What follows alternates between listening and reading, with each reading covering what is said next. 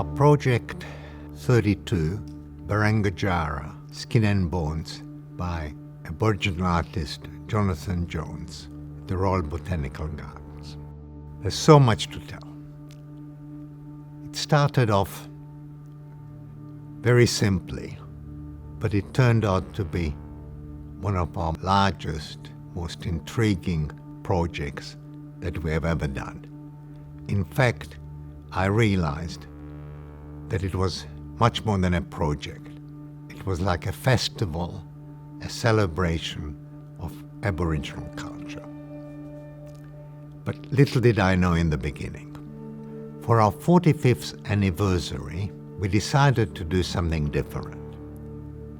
To have a competition for Australian and Australian resident artists. We had about 70 odd entrants, and we had an international jury from America, from UK, from Australia.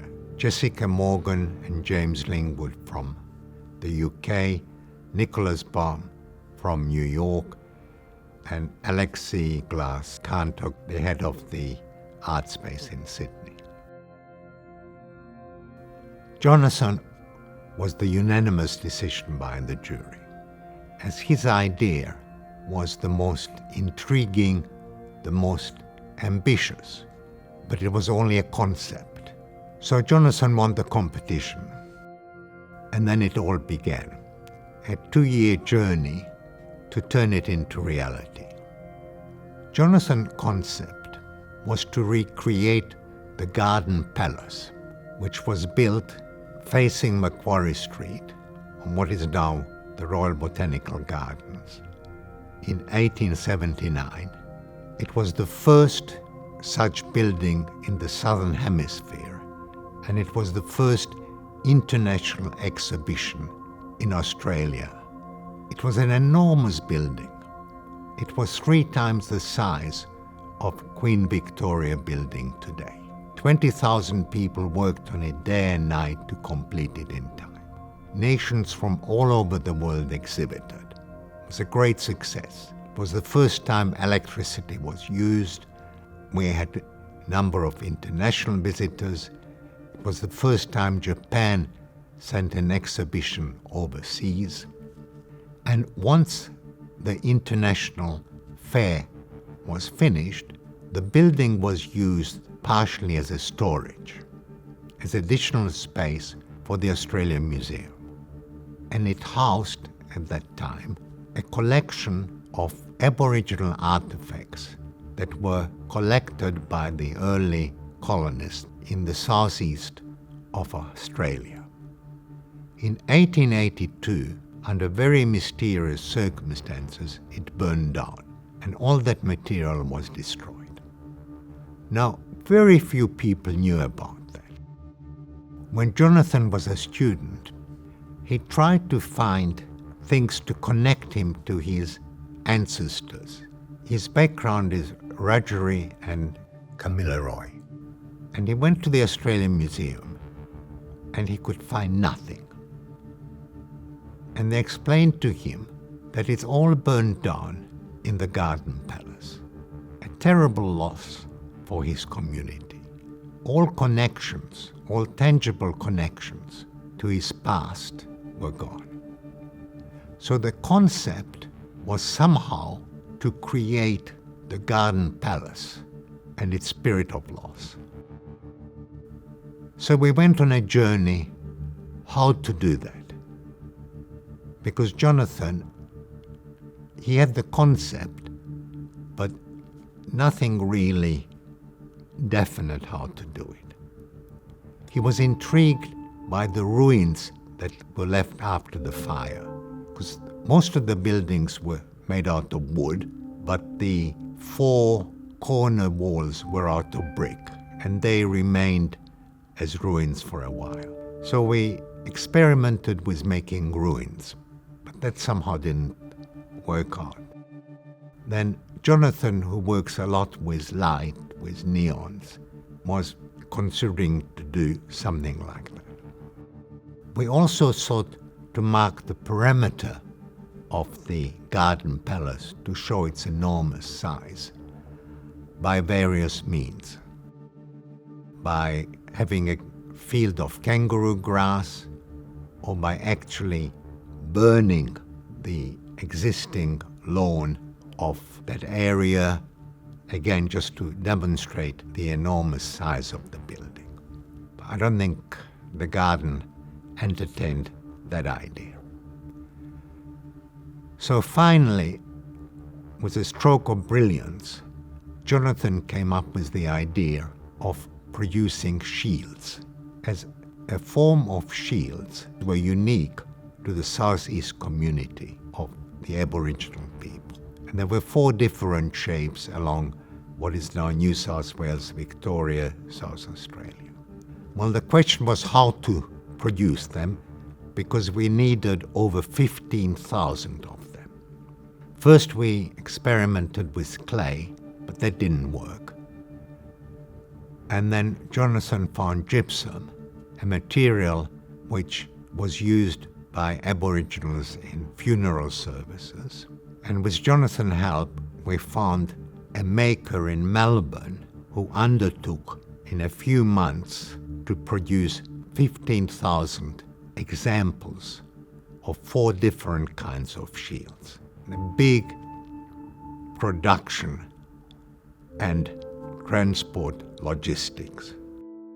The shields arrived in stages from Melbourne, and as they came, Jonathan with helpers, we laid out the shields along what was the perimeter of the garden palace. So the shields marked across the Botanic Gardens, across the Rose Garden, what was the actual enormous size of the garden palace. And Jonathan wanted to be actually true to the exact measurements. So we had to get permission from New South Wales Road Authority to go over the freeway and put shields on the middle of the roadway in front of the State Library to complete the picture. At the very center of the Garden Palace stood Queen Victoria, majestically overlooking the exhibition. Today, there's a fountain surrounded by flower beds. We had permission from the Botanic Gardens to turn that whole area into a kangaroo grass plantation, but to be ready in time so that the kangaroo grass would bloom in September, October, we had to grow it in Queensland.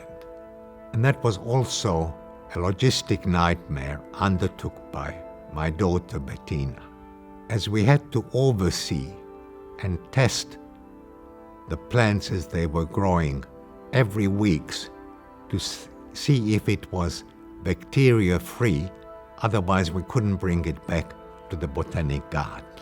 As I said in the beginning, we didn't know what we were letting ourselves into. There were so many logistic complexities, but we were really very fortunate, as with Jonathan and Genevieve's help and our team, we managed everything. Jonathan didn't just want an exhibition. He also wanted a great learning experience. Before the project started, we had 3 symposia at the State Library, the Art Gallery of New South Wales, and at the Australian Museum, each on a different subject. During the 2 weekends and every other day of the project, Jonathan arranged everyday speakers on all different topics about Sydney, history of Sydney, Aboriginal culture. Jonathan spoke every day to huge crowds. So as I said, it turned out to be much more than a project. It turned out to be a festival, a celebration of Aboriginal history, of Aboriginal culture, which so few people knew about. It was a real learning experience for everyone, including myself. One of the highlights was a specially created, choreographed performance by the Bangara Dance Company. Stephen Page himself choreographed it and created it. It was just so beautiful. It really brought the spirit of culture alive as those dancers moved with the shields in their hands. It was a really moving experience. I think it had a great effect on Sydney, as hardly anybody knew about the Garden Palace. So apart from the Aboriginal experience, it was also a historical lesson for all of us. In addition to the recreation with shields of the perimeter of the Garden Palace, in the Palm Court there was an exhibition of photographs of the original Garden Palace, which was great for educational, for school visits, for students. Looking back, in many ways, I compare Jonathan's project to Christo and Jean-Claude's Little Bay, in ambition, in energy, in its beauty, in what it's achieved. I have stayed friends with most of my project artists, but Jonathan, I adopted him.